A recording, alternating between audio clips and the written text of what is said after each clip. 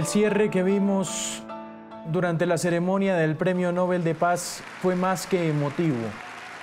Nos arrugó un poquito el corazón, nos emocionó y por supuesto nos hizo recordar a través de estas notas que escuchamos muchas de las luchas que ha dado el país venezolano. Para mí es un gusto saludar aquí en Noticias Caracol en vivo desde Oslo, desde Noruega, a la compositora, pianista venezolana muy reconocida en el mundo, Gabriela Montero. Gabriela, gracias por estar en Noticias Caracol para Colombia, muy amable. Gracias, un placer, un placer. Gabriela, ¿cómo se preparó para esta presentación que tuvo en el evento del premio Nobel? ¿Cómo recibió la invitación? Bueno, la invitación llegó con una llamada de María Corina.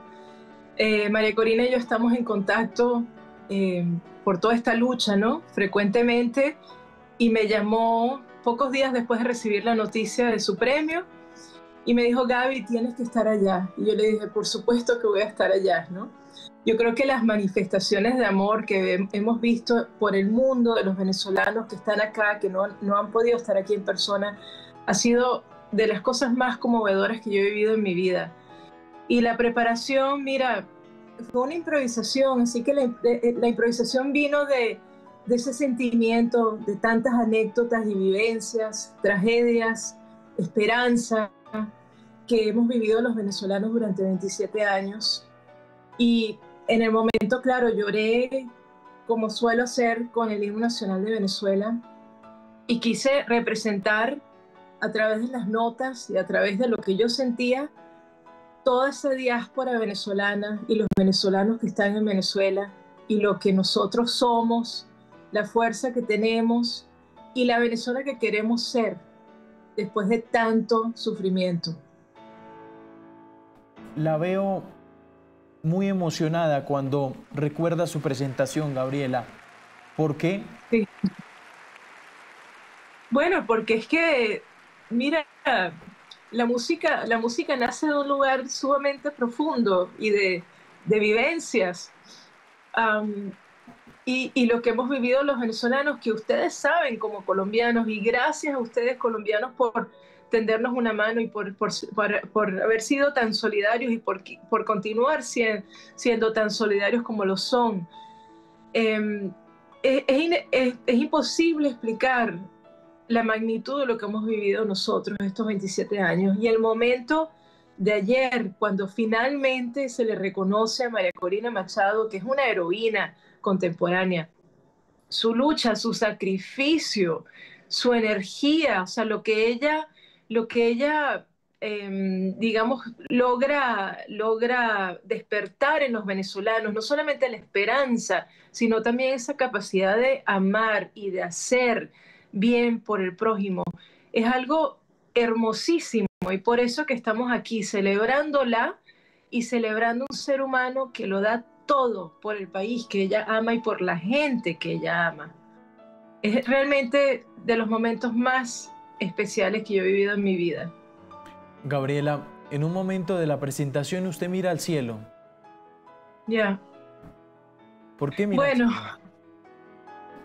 porque primero que hice todo lo posible por no desmoronarme en el piano, porque sabía que tenía que encontrar esa fuerza que todavía necesitamos conectarnos con ella para pasar a la próxima etapa, pero también porque, no sé, porque sentí como una necesidad de conectarme así con, no sé, el colectivo universal venezolano y hacerle sentir lo que yo estaba sintiendo. También miré a Ana Corina cuando empecé el himno nacional, cuando empecé a llorar, y ella, después le dije: Ana, ¿te diste cuenta que te vi? Y me dice: Gaby, ¿cómo me haces eso, no?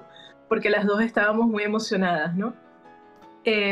Fue un momento mágico, pero sobre todo un momento cuando tú sientes el mal parece como estar tomando control y dominio del mundo en tantas esferas, y cuando el bien se reconoce, cuando la voluntad de hacer bien, cuando el amor, cuando la convicción y la voluntad de hacer bien se celebran.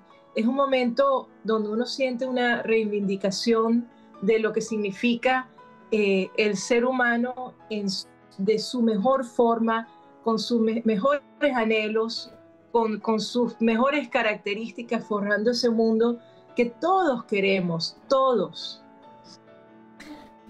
Todo es impecable en la ceremonia, inclusive la transmisión, Gabriela.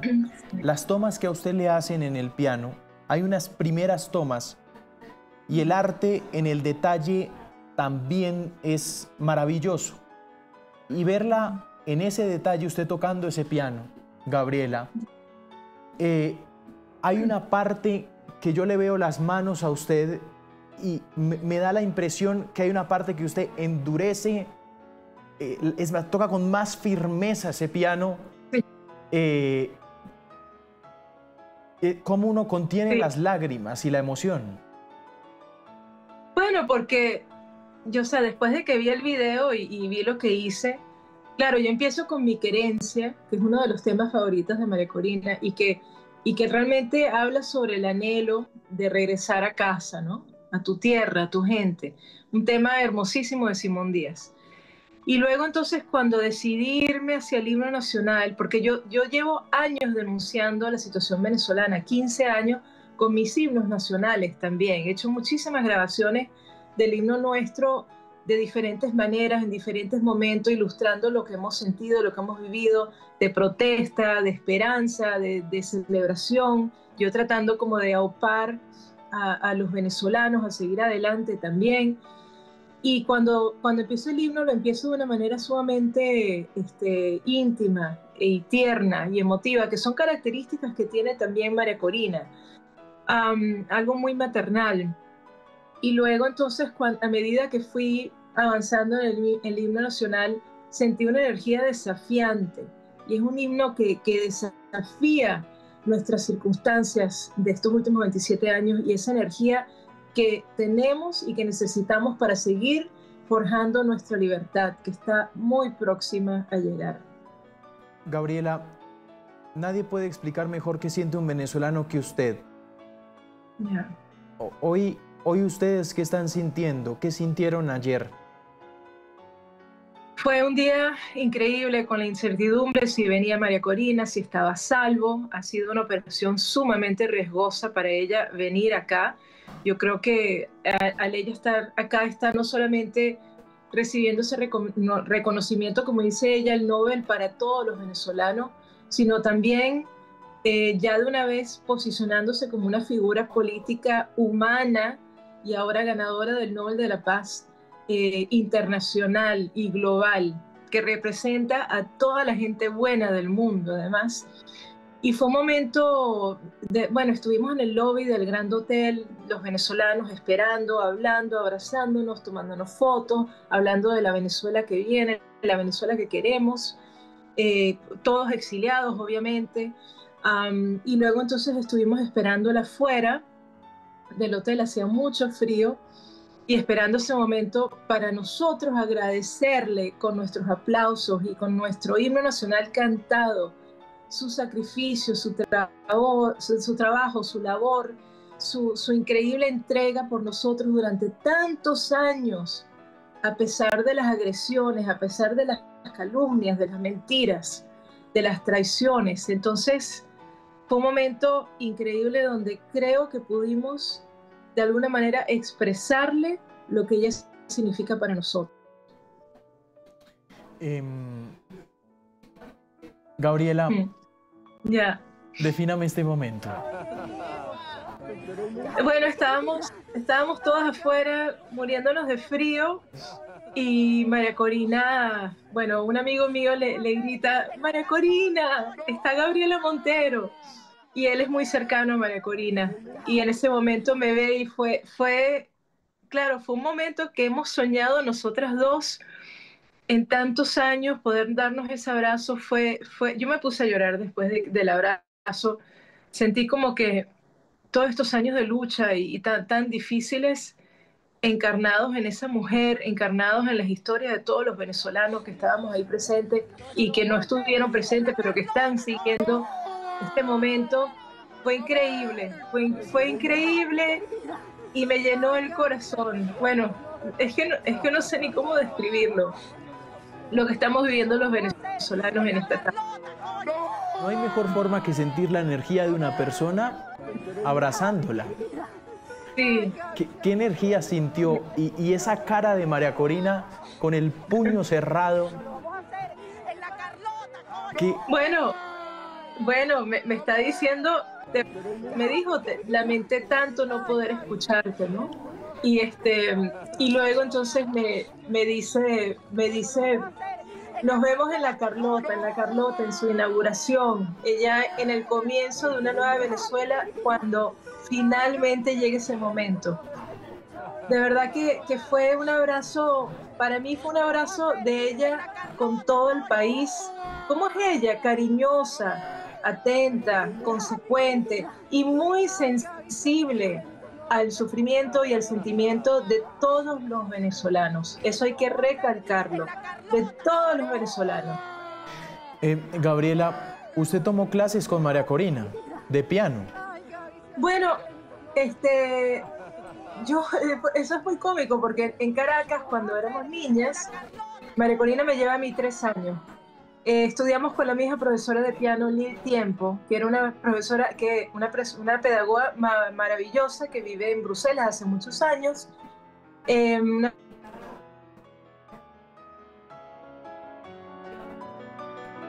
Ya vamos a tener a Gabriela, se nos fue unos minutos, unos instantes. Estamos teniendo una charla maravillosa con Gabriela Montero, compositora, artista venezolana, pianista, que ayer cerró con broche de oro la ceremonia de la entrega del Premio Nobel.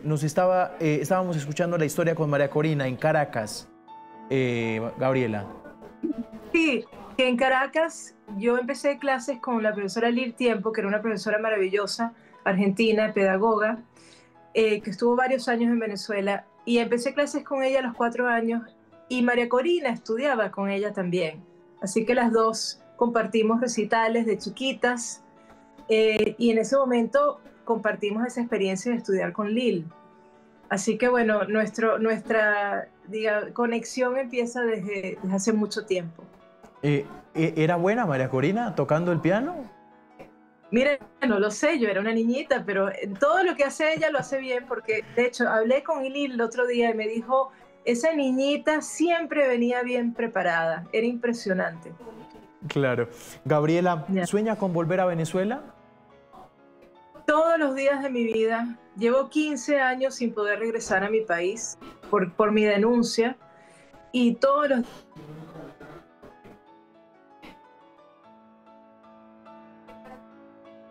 9:47, ya vamos a recuperar la señal, se nos está cortando un poco la señal con Gabriela Montero, pianista y compositora venezolana, la tenemos algunos minutos. Gabriela, adelante, la escuchamos. Sí, perdón. Que lo que más deseo es regresar a Venezuela, y lo que más deseo, llevo años que no he podido regresar, 15 años sin poder regresar a Venezuela. Y sueño con el día en poder regresar, poder tocar para mi público, abrazarlos a todos y poder hacer algo por mi país, poder hacer más por mi país. La denuncia ha sido muy importante, pero yo quiero entrar en una etapa de hacer música para Venezuela y componer obras de alegría y celebración y júbilo y libertad. Gabriela, ¿usted por qué salió de Venezuela? Bueno, yo salí de niña obviamente por mi carrera, por pianista, ¿no? Porque las carreras de músicos clásicos internacionales se hace en el exterior. Pero siempre regresé y siempre toqué en Venezuela. Yo nunca dejé de ir a Venezuela por más de 2 años y han sido 15 años ya. Así que, bueno, la carrera me llevó fuera de mi país. Nunca pensé que no tendría la oportunidad de tener a mis hijas en Venezuela, de poder compartir y ayudar a los más jóvenes, a los músicos más jóvenes en Venezuela. Pero yo creo que va a llegar ese momento pronto. Sí, pero ¿hay una razón de que hace 15 años no regrese? No puedo por mi denuncia en contra del régimen, que ha sido muy frontal y ha sido en toda la prensa internacional del mundo desde hace muchos, muchos años. Yo en cada presentación y en cada entrevista que me han hecho, he tratado de contar la historia de lo que se ha desenvuelto en Venezuela, de cómo llegamos a este punto, desde hace 15 años hablando del régimen dictatorial, narcotraficante de Nicolás Maduro y de cómo el régimen de Chávez, tanto como de Chávez como de Maduro, lamentablemente nos llevó al colapso de uno de los países más ricos y más hermosos del mundo. ¿Qué es lo que más extraña? Todo, el cariño de la gente, el calor de la gente, las playas, la belleza natural, la música, esa, no sé, esa simpatía, el humor, o sea, la manera de ser del venezolano, poder estar en mi casa, poder estar en mi tierra. Claro, esos son hechos. Pues Gabriela, le agradecemos mucho estos minutos aquí en Noticias Caracol en vivo. Gracias. Gracias a usted por darnos esto ayer, Bueno, por entregarnos esta presentación tan conmovedora. muchas gracias y quiero agradecer de verdad a los colombianos que somos hermanos por el amor, por la solidaridad.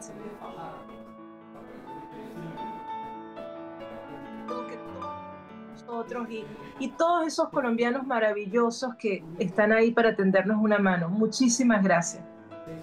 Gabriela, ahí estaba, Gabriela Montero, pianista y compositora venezolana desde Oslo. Ella es Gabriela Montero. Mucho gusto.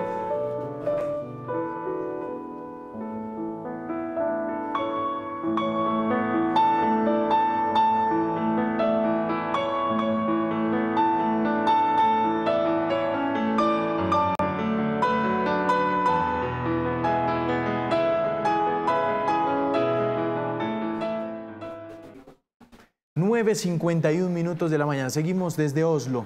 Muy conmovedora la entrevista y esta charla con Gabriela Montero, pianista y compositora venezolana. Vamos con más información. Roberto Denis, periodista de Armando Info. Hemos seguido sus investigaciones en contra del régimen, lo que ha revelado él también y por supuesto también se encuentra en Oslo asistiendo a este momento tan emotivo de la ceremonia del premio Nobel de Paz. Roberto, gracias por estar en Noticias Caracol.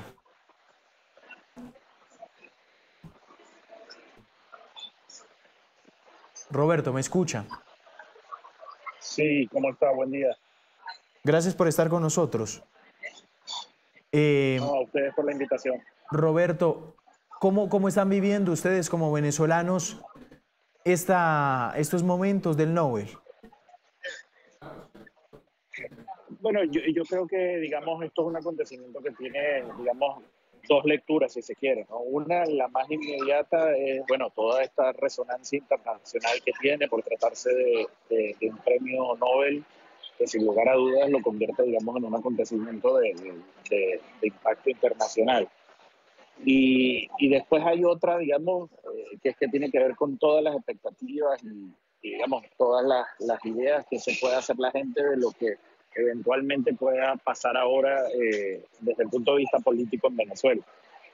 Yo creo que para resolver eso y digamos, a lo mejor todas las preguntas que uno mismo puede hacerse, obviamente falta tiempo, incluso hoy en la rueda de prensa de María Corina Machado veíamos donde ella, bueno, pues digamos, muy cauta en responder y hablar, digamos, a fondo sobre determinados temas, ¿no?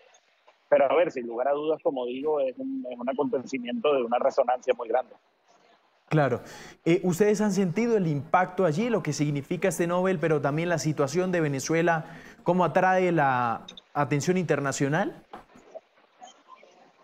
Sí, estos días, digamos, acá en la ciudad de Oslo, evidentemente el tema Venezuela ha estado muy presente en la agenda a raíz del reconocimiento del Nobel de la Paz a María Corina Machado y yo creo que digamos, una buena muestra de eso fue el discurso que pronunció ayer el presidente del Comité del Nobel en la entrega del reconocimiento, en este caso la hija de María Corina Machado, porque, digamos, si uno lee con atención y oye con atención ese discurso, digamos, fue una radiografía muy clara de lo que es el régimen venezolano, en lo que se ha convertido hoy Venezuela, pero además de cómo durante años se fue desmontando y desmantelando sistemáticamente cualquier institucionalidad democrática, bueno, para llegar a lo que tenemos hoy, ¿no? Que es un régimen autoritario.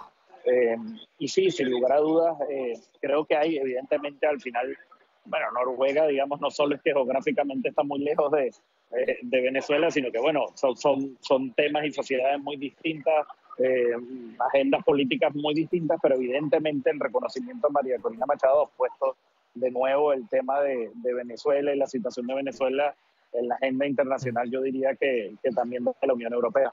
Qué ventana para las denuncias, ¿no? De lo que ha hecho este régimen de Maduro. Y digo, qué ventana para las denuncias. Uno escucha a Ana Corina Sosa, Roberto, la primera parte de su discurso leyendo a María Corina Machado, a su madre, fue una línea de tiempo de lo que ha hecho esta dictadura. Sí, a ver, yo creo que, y es lógico y es comprensible que así haya sido, siento que el discurso de María Corina Machado, digamos, leído e interpretado, si se quiere, en boca de la hija, digamos, fue un discurso muy, muy emotivo, que como bien dices y como bien señalas, evidentemente también tenía mucho, digamos, de ese recuento de lo que ha sucedido, en Venezuela. Y por eso te mencionaba también el discurso del presidente del Comité Nobel, porque me parece que fue muy enfático y yo creo que es algo que también nos sirve, digamos, a los periodistas venezolanos, no sé, dirigentes políticos, activistas de derechos humanos, digamos, a resolver un problema que a veces se presenta con la crisis venezolana cuando se analiza desde otras instancias o internacionalmente. Y es que mucha gente todavía quiere seguir viendo o suele ver el asunto de Venezuela, lo quiere analizar o tomar partido en función de una posición ideológica u otra. Y la realidad es que yo creo que en el fondo es más complejo, pero al mismo tiempo es más simple. O sea, el asunto es ver si es un país donde se respetan los derechos humanos, si se respeta la libertad de expresión, si hay elecciones, digamos, libres, auditables, competitivas, si todos los partidos políticos tienen, digamos, sus derechos garantizados, si los medios de comunicación tienen, digamos, libertad de expresión. Y eso es exactamente lo que se ha desmantelado durante años en Venezuela, ¿no? Entonces, digamos, no tiene sentido, y creo que ambos discursos sirven para eso, seguir queriendo aproximarse a la crisis venezolana desde de una suerte de gringolas ideológicas, con los anteojos de la ideología, porque al final, entonces, digamos, no estás, digamos, intentando ni comprender realmente lo que ha sucedido en Venezuela, la tragedia que ha sucedido en Venezuela, ni mucho menos aproximarte a algún tipo de solución a la ya larga crisis que hemos vivido los venezolanos. Después de este Nobel, ¿qué puede pasar? ¿Qué debe seguir para Venezuela, Roberto? Bueno, esa es la parte, como decía al comienzo, digamos, más difícil de responder, donde, bueno, uno como periodista ni siquiera tiene todas las herramientas porque uno no tiene todas las respuestas a la mano. Hay muchas interrogantes. Hoy se lo preguntaban a María Corina Machado en la rueda de prensa varias veces y ella fue enfática en decir que ella va a volver a Venezuela independientemente de que Maduro siga o no siga en el poder. Y yo creo que, digamos, en un término más de la cotidianidad, del día a día de los venezolanos, yo creo que rápidamente muchos van a empezar a hacerse esa pregunta, ¿no? ¿Qué va a pasar con María Corina? ¿Podrá regresar? ¿Va a regresar? Como digo, ella fue muy enfática en manifestarlo en su rueda de prensa de que sí, que así lo va a hacer. Pero lo otro es saber, digamos, ahora, y aprovechando, digamos, la resonancia internacional del premio Nobel, es ver qué, digamos, qué va a ocurrir desde el punto de vista, digamos, de la ayuda internacional, de las alianzas internacionales con respecto a la crisis venezolana.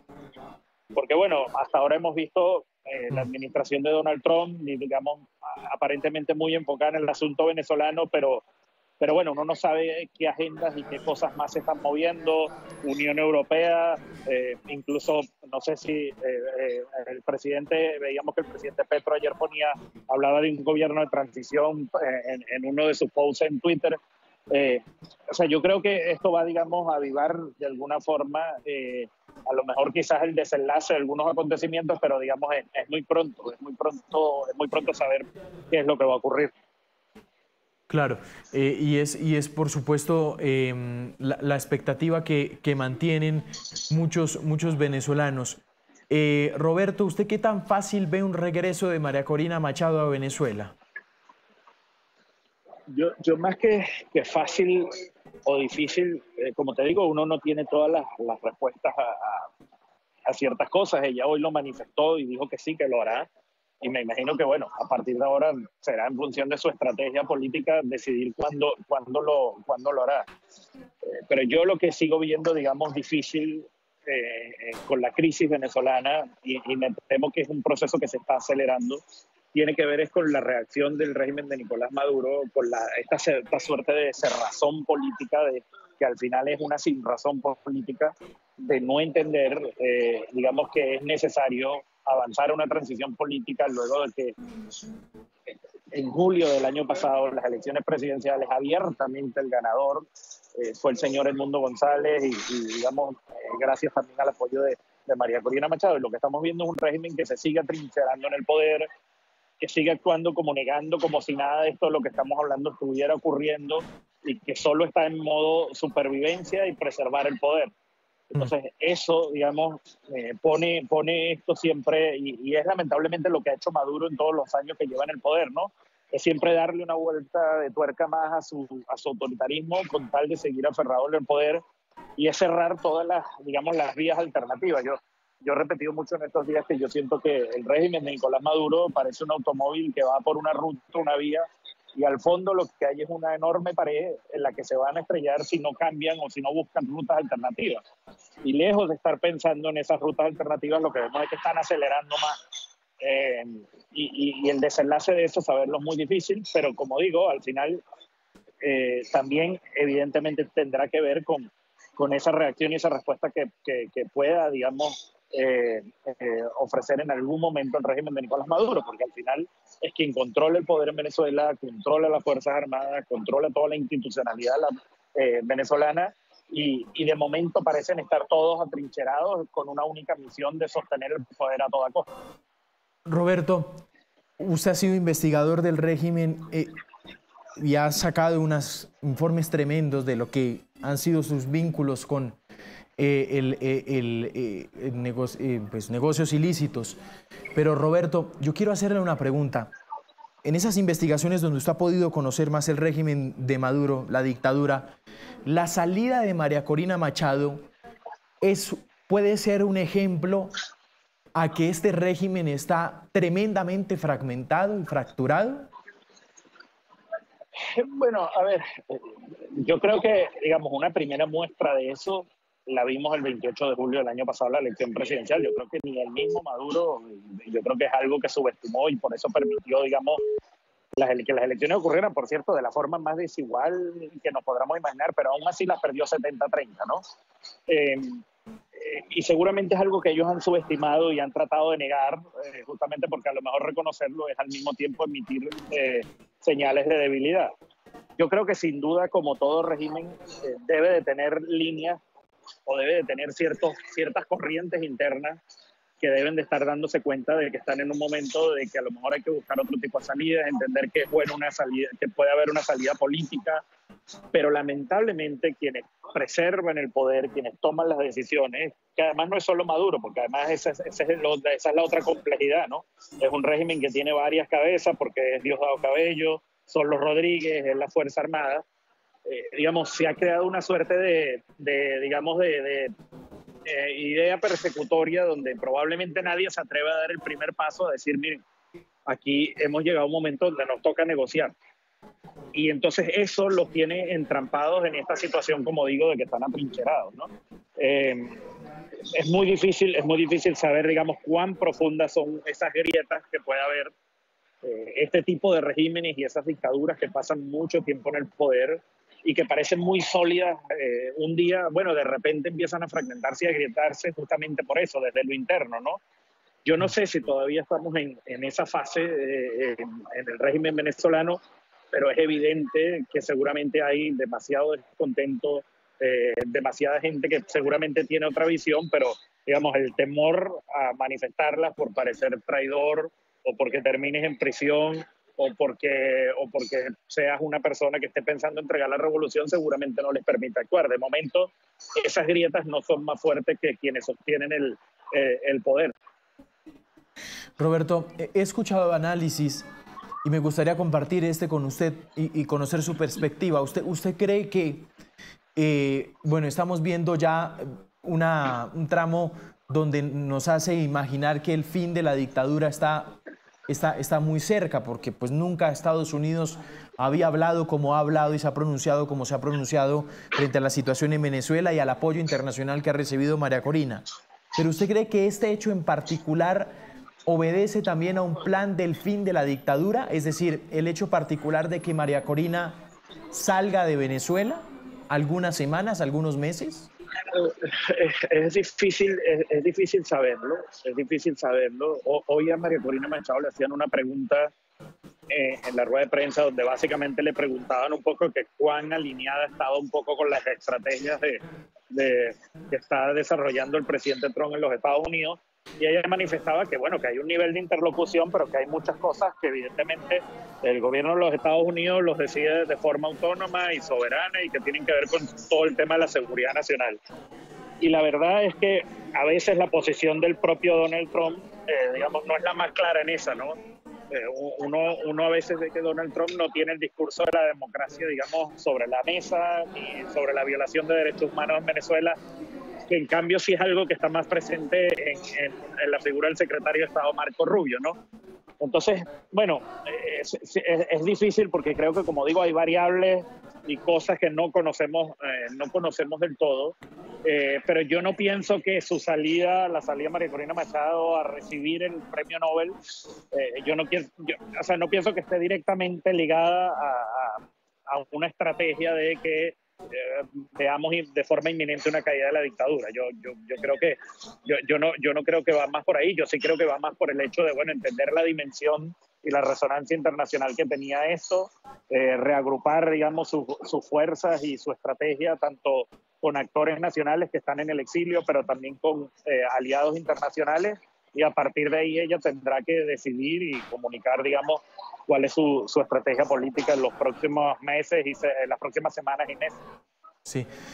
Ya para terminar, Roberto, voy a aprovechar su condición de colega y es para que nos dé ¿hay algo agendado en las próximas horas? ¿Sabe de algo con María Corina? Bueno, entiendo, hay más actividades relacionadas con el tema del Nobel y María Corina, que tienen que ver un poco con actividades protocolares que se hacen siempre, digamos, a los ganadores del Nobel de la Paz. En este momento se está desarrollando un foro donde participa el señor Edmundo González, el presidente electo de los venezolanos el año pasado, está aquí también y está participando en un foro. Y creo que sí, creo que durante el día de hoy siguen, digamos, más actividades, algunas por todo el tema de seguridad, un poco lo que hemos visto aquí también, están manejándose muy, digamos, de forma, digamos, bastante restrictiva desde el punto de vista de la seguridad, pero entiendo que encuentro con los medios o algo como lo que vimos ya en la rueda de prensa no está previsto por lo menos para el día de hoy. Roberto, un gusto como siempre desde Oslo, hablando aquí en Noticias Caracol. Gracias por estos minutos. No, gracias a ustedes. Voy a saludar a Ronald Rodríguez, es profesor de la Universidad del Rosario, del observatorio allí para Venezuela. Profesor Rodríguez, gracias por estar con nosotros. Juan Camilo, gracias por la invitación. ¿Cómo vio este premio Nobel? Bueno, sin lugar a duda, el premio Nobel siempre es un elemento político y lo que busca es apalancar causas. En Colombia lo sabemos muy bien con lo que fue el proceso de paz.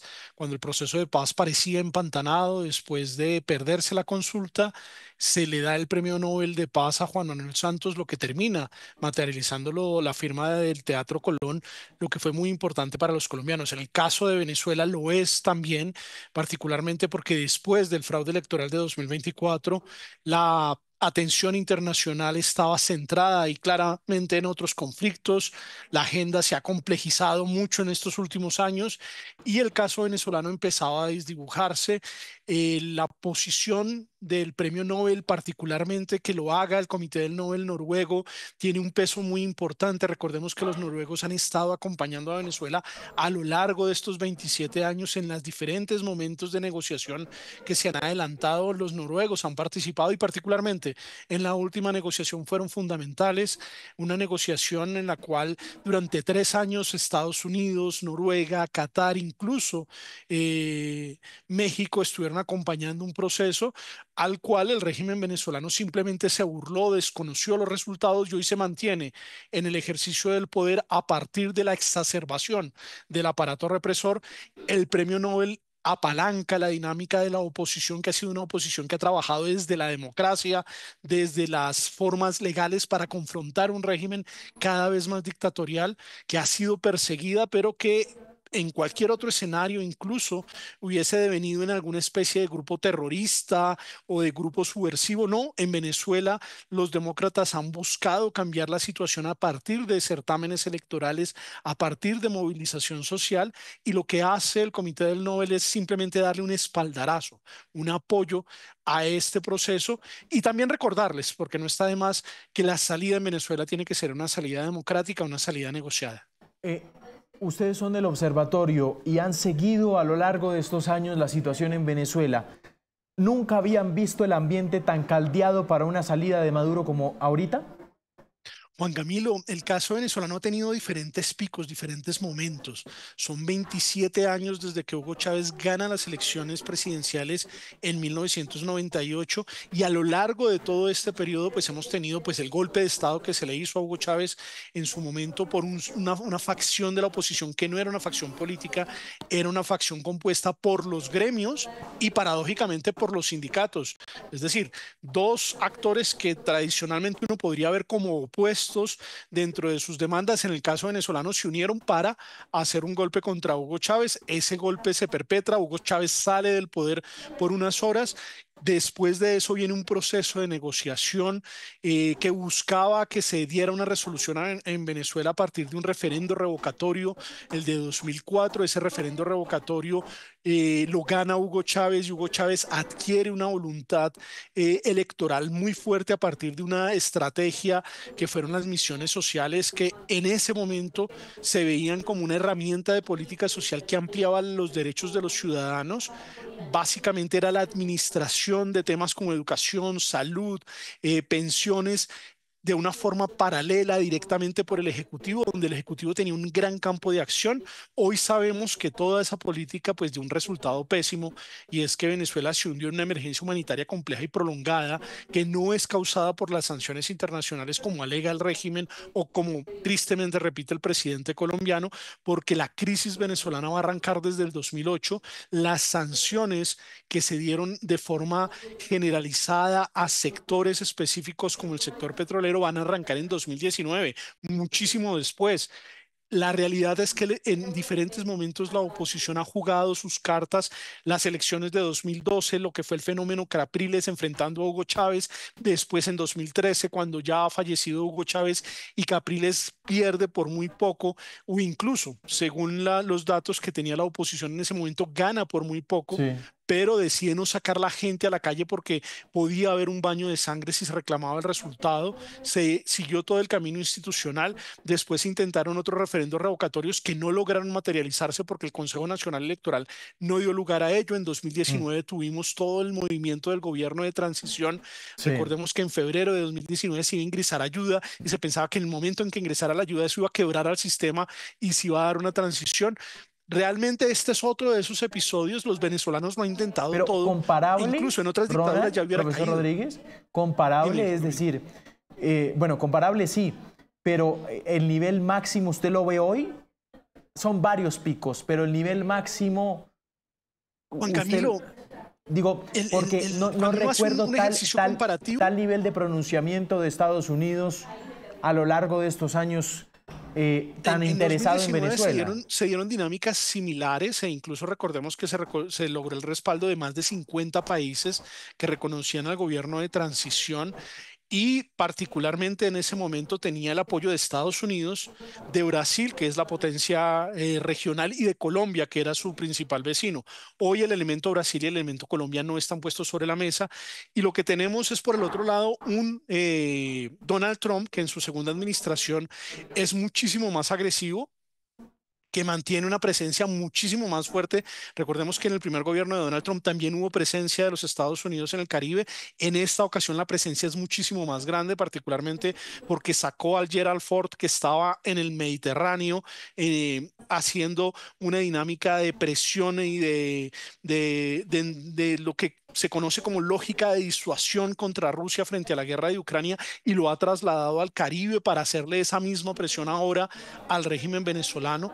La presión desde el lado de los Estados Unidos, sin lugar a dudas, es mayor, pero yo creo que el ambiente internacional que se había logrado en 2019 no era menor.